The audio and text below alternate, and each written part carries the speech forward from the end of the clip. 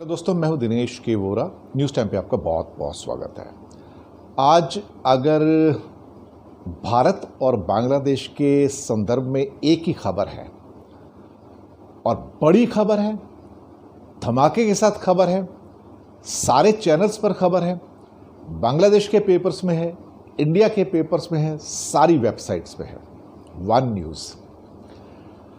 ये न्यूज़ ने दरअसल शायद भारत में कई जो इस सरकार के भक्त हैं उनकी नींद उड़ा दी है। मैं जिस बात को एक साल से कहता आ रहा हूं, आज वो बात निकल के सामने आ गई कि इंटरनेशनल मॉनेटरी फंड ने आज कहा कि इस साल बांग्लादेश ने भारत को पर कैपिटा इनकम में पीछे कर दिया है। ये बात मैं पिछले साल से कहता आ रहा हूं।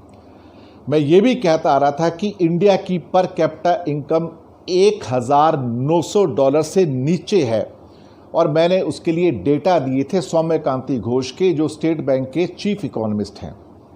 मैंने कैलकुलेट करके कहा था कि ये 1850 $1,850 और $1,900 के आसपास बीच में आएगी।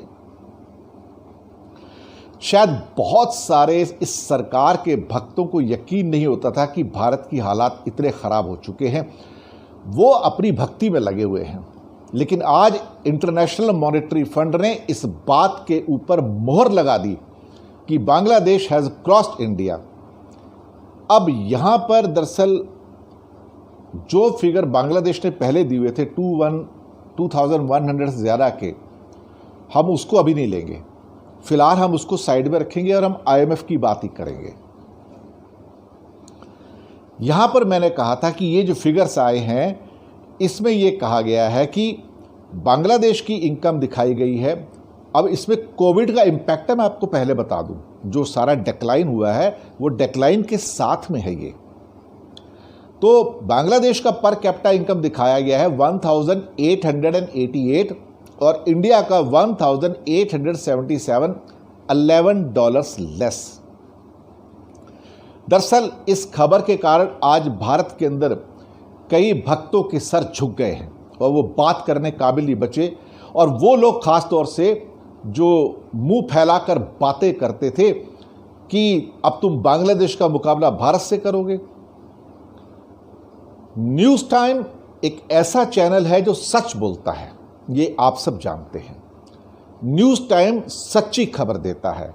न्यूज़ टाइम वो समाचार देता है जो इंडिया में बाकी कोई चैनल नहीं देता है। और इकोनॉमी की समझ होने के नाते थोड़ा बहुत मैं भी जानता हूं कि इकोनॉमी कहां जा रही है।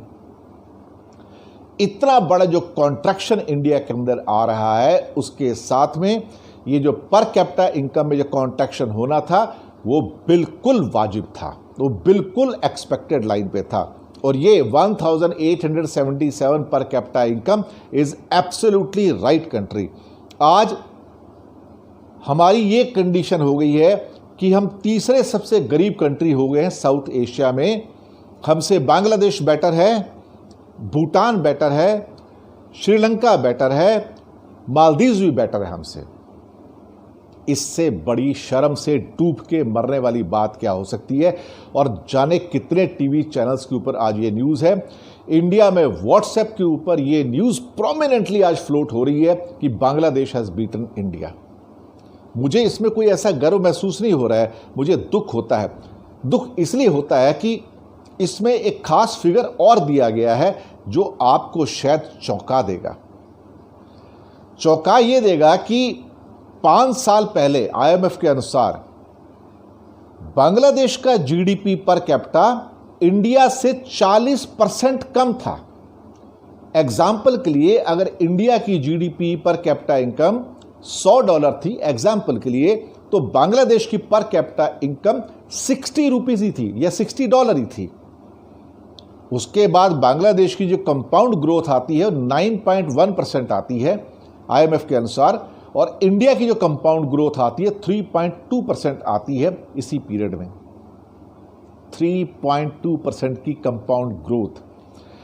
इसी की वजह से बांग्लादेश ने लीप फ्रॉग किया, लंबी जंप मारी और 5 साल में अपने एक्सपोर्ट्स के सहारे इतना ऊपर आ गया कि आज इंटरनेशनल मॉनेटरी फंड के डेटा में आज उसने इंडिया को बीट कर दिया। यहाँ पर यह बताया कि $1,888 ये बांग्लादेश की इनकम कोविड इम्पैक्ट के बाद, इंडिया की 1,876.5 और नेपाल की इनकम भी बताई गई है $1,115 या $1116 आप ये कह सकते हैं। आप समझ सकते हैं कि 1981 की बात ये जो करते हैं यहाँ पर, तो 1981 के अंदर भी फिगर कुछ ऐसे ही थे जहाँ देखा जाए, और कहीं ना कहीं इंडिया उस टाइम शायद $274 के आसपास था। लेकिन इतने सालों में इंडिया पिछड़ता चला गया और धीरे धीरे कहा जाए तो बांग्लादेश आगे चलता गया और तरक्की के रास्ते पर पहुंचा।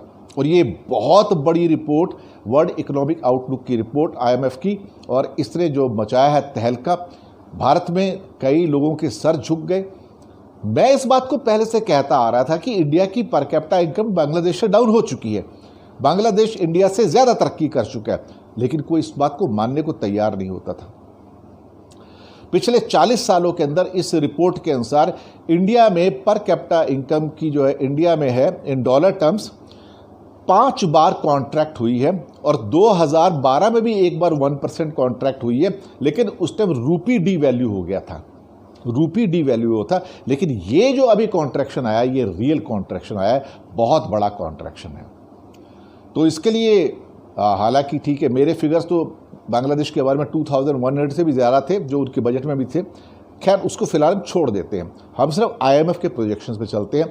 तो भी बांग्लादेश ने यहाँ पर मारी है बाजी और वो निकला भारत से आगे। शुक्रिया आपका हमारे साथ बने रहने के लिए, धन्यवाद आपका।